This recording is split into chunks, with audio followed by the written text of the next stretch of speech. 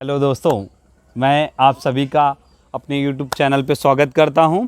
और आइए आज एक विशेष दिन में हम एक विशेष टॉपिक को शुरू करते हैं और उस पर ही चर्चा करते हैं। समांतर श्रेणी के आप लोगों ने कई वीडियो देखे हमारे YouTube चैनल पे। आज हम कुछ नए प्रकार के समांतर श्रेणी के वीडियो सर्च जो सवाल हैं उनको किसी दूसरे बुक से भी एनालाइज किया हुआ है और मेरा प्रयास ये है कि हम अच्छे से अच्छा समांतर श्रेणी को आपको एक्सप्लेन कर पाएँ। तो आइए हम लोग शुरू करते हैं, समय को बर्बाद ना करते हुए हम लोग शुरू करते हैं। एक बोर्ड में सवाल लिखा हुआ है, किसी एपी के प्रथम और अंतिम पद क्रमशः 17 और 350 हैं। यदि सर्वांतर 9 है तो इसमें कितने पद हैं और इनका क्या योग है। सबसे पहले हमें सवाल को उसकी भाषा को समझना होता है। सवाल को पढ़ने के बाद उसकी भाषा को समझना होता है और भाषा में क्या कह रहा है वो इंपॉर्टेंट होता है। तो देखिए इसमें क्या कह रहा है, कह रहा प्रथम पद क्या है, ये देखिए, इसको अगर हम सर्कल करेंगे तो प्रथम पद ये और अंतिम पद क्या है, ये। प्रथम पद मतलब ए का मान। देखिए जरा, प्रथम पद हमने पहले बहुत सारे वीडियो में बताया हुआ, प्रथम पद हमेशा क्या होता है, ए का मान होता है।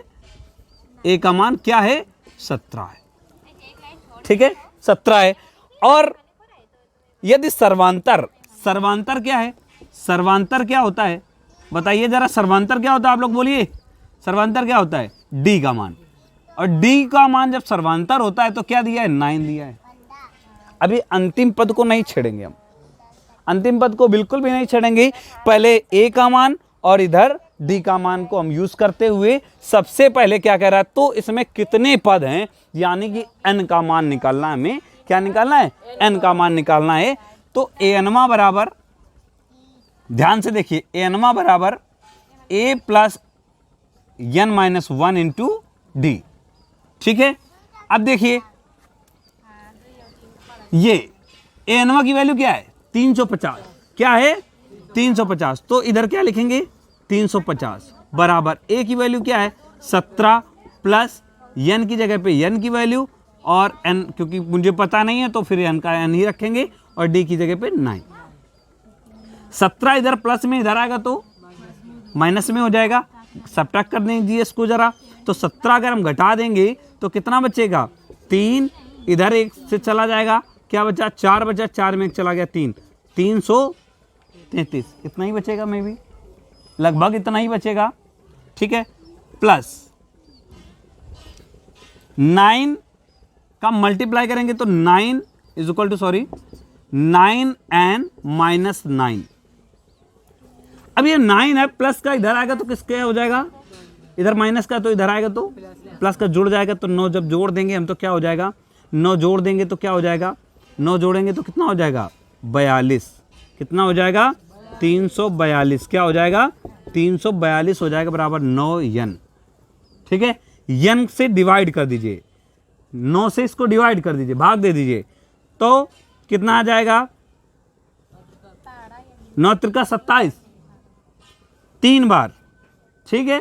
कितना हुआ, 7 बचा 72, 9 एन की वैल्यू क्या आ गई, 38। एन की वैल्यू क्या आ गई, 38। एन की वैल्यू क्या आ गई, 38। जब आपको एन की वैल्यू मिल गई, एन की वैल्यू मिल गई तो क्या कह रहा था, जरा ध्यान से देखिए, कह रहा है इसका योग ज्ञात कीजिए। क्या कह रहा है, इसका योग ज्ञात कीजिए। तो बेटा एक योग का जब अंतिम पद दिया होता है, जब अंतिम पद दिया हो, आपको ए का मान भी पता हो और एल का मान, यानी अंतिम पद मतलब यल का मान, और योग पूछे तो उसके लिए एक छोटा सा फार्मूला होता है, उसको ध्यान से देख लीजिए। एस एन बराबर क्या होता है, n by two a plus l. एक फार्मूला होता है, आप लोगों को पता है, ये फार्मूला होता है एक, ठीक है। तो देखिए एस एन बराबर 350, एन की जगह पे 38/2, ए की जगह पे 17 प्लस एल की जगह पे 350, सॉरी एस एन का वैल्यू ही निकालना है तो हमें यहाँ पे लिखना होगा 350, ठीक है। आप इसको काटेंगे तो 19 आएगा, ठीक है, 19 दूना 38, और इसको जोड़ दीजिए तो कितना हो जाएगा, ये 67 हो जाएगा, 367, ठीक है। कितना हो जाएगा, 367।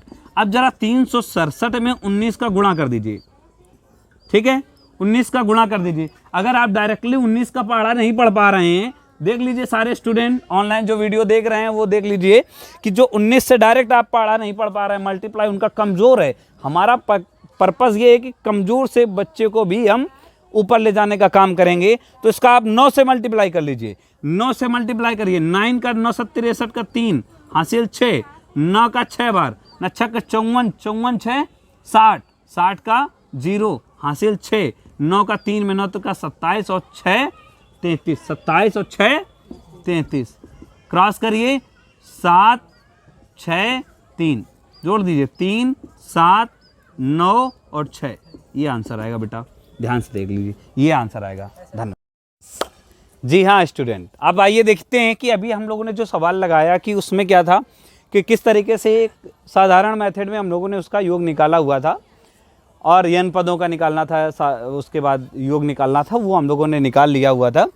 अब एक सवाल मैंने लिखा हुआ है, किसी एपी के प्रथम 7 पदों का योग 49 है और प्रथम 17 पदों का योग 289 है, तो इसके प्रथम n पदों का योग ज्ञात कीजिए। देखिए बहुत ही डिफिकल्ट सवाल है ये, ठीक है।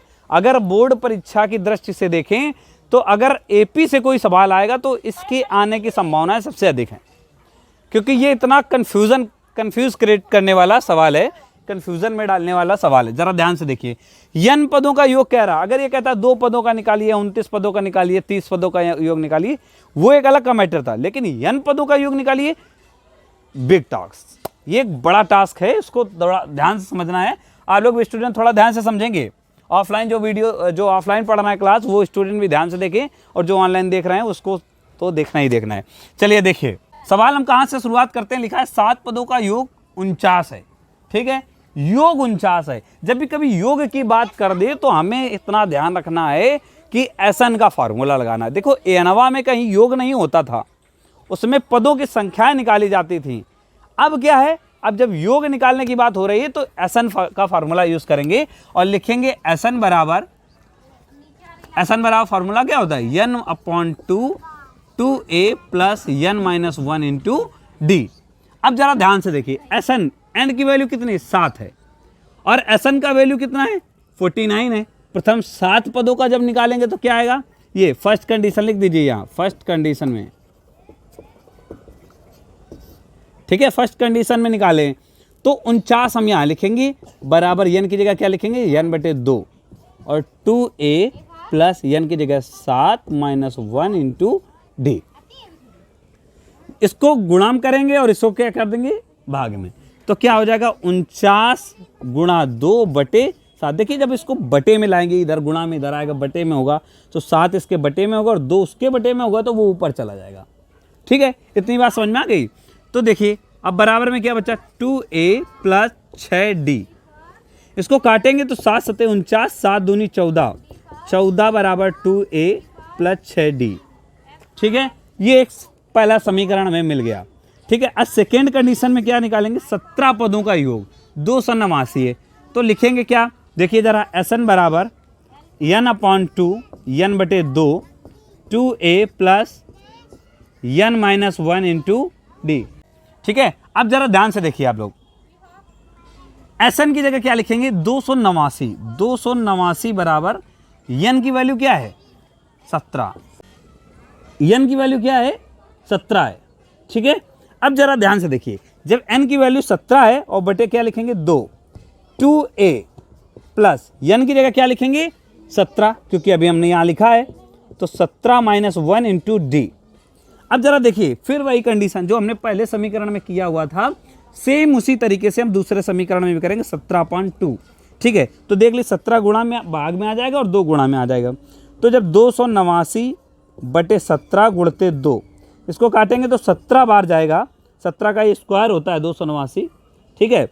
तो 17 इंटू 2 कितना हो गया 34 हो गया, 17 दूनी 34, और इधर क्या लिखेंगे 34 में 2a प्लस 16d, ठीक है, 2a और माइनस 16d, समीकरण 2। अब समीकरण 2 में समीकरण 1 को घटाने पर क्या लिखेंगे, समीकरण 2 में समीकरण 1 को घटाने पर, ध्यान से देखिएगा स्टूडेंट, ठीक है, घटाने पर। अब जरा देखिए, काफ़ी डिफिकल्ट सवाल है। समीकरण 1 हमें क्या मिला, ये। समीकरण 2 क्या मिला, ये मिला। अब समीकरण 2 में समीकरण 1 को घटा रहे हैं क्योंकि थोड़ा इजी हो जाए। क्या है समीकरण 2? 2a प्लस 16d बराबर 34। और ये क्या है? 2a प्लस 6d बराबर 14। घटाएंगे तो ये माइनस का, ये माइनस का, ये माइनस, सारे माइनस हो जाएंगे, ये कट जाएगा। ठीक है, ये क्रॉस हो जाएगा। और यहाँ हम घटा देंगे तो 16d में 6d जब घटाएंगे तो 10d बचेगा, और इधर क्या बचेगा? 20। 10 से काटेंगे तो d बराबर क्या आ गया? d बराबर 2 आ गया। क्या आ गया? d बराबर 2 आ गया। अब जरा ध्यान से देखिए, d का वैल्यू हमें मिल गया 2। अब d की वैल्यू समीकरण 1 में रखनी है। किस में रखनी है? समीकरण 1 में रखना है। तो लिख दो d का मान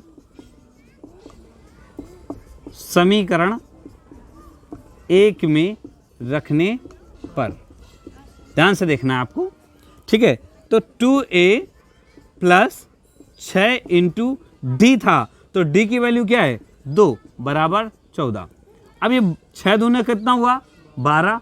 और 12 जब हम साइड चेंज करेंगे, दूसरी साइड में करेंगे, तो 12 क्या हो जाएगा? 12 बेटा क्या हो जाएगा? 12 14 में घट जाएगा। 14 में 12 जो है सब्ट्रैक्ट होगा, तो 2a इज इक्वल टू 2। 2 से 2 काटेंगे तो a इज इक्वल टू क्या आया? 1 आया। a इज इक्वल टू क्या आया? 1 आया। अब देखिए, हमें d की वैल्यू भी गेट हो गई और a की वैल्यू भी मिल गई, यानी कि d की वैल्यू भी मिल गई और a की वैल्यू भी मिल गई।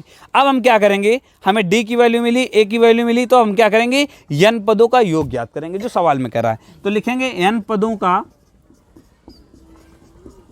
योग ज्ञात करने पर, योग क्या फार्मूला लिखेंगे? Sn is equal to n upon 2, ठीक है, 2a plus n minus 1 into d. अब देखिए, Sn की तो वैल्यू कोई है ही नहीं, क्योंकि योग निकालना है, तो Sn लिख दीजिए। n की वैल्यू भी कुछ नहीं है, तो n लिख दीजिए, क्योंकि n कह रहा है n पदों का योग ज्ञात कीजिए, जबकि कोई पद यहाँ नहीं दे रहा है, तो n बटे 2, ठीक है। और यहाँ 2 की जगह पे a की वैल्यू क्या है? 1, तो 2 1 जा 2 प्लस n की जगह n माइनस 1 और इंटू डी की जगह पे 2। अब देखिए, जरा ध्यान से समझना आप लोगों को, तो n बटे 2 और 2 एकम 2 प्लस इसका 2 में मल्टीप्लाई करेंगे 2n माइनस 2। अब ये माइनस का 2, ये प्लस का 2, कट जाएगा। कट जाएगा कि नहीं कट जाएगा? क्या बचा? n बटे 2 गुणते 2n। 2 से 2 कट गया। 2 से 2 कटा कि नहीं कटा? देखिए, 2 से 2 कटा कि नहीं? अब क्या बचा है? एक n बचा और एक ये n बचा, तो आंसर क्या आ गया बेटा?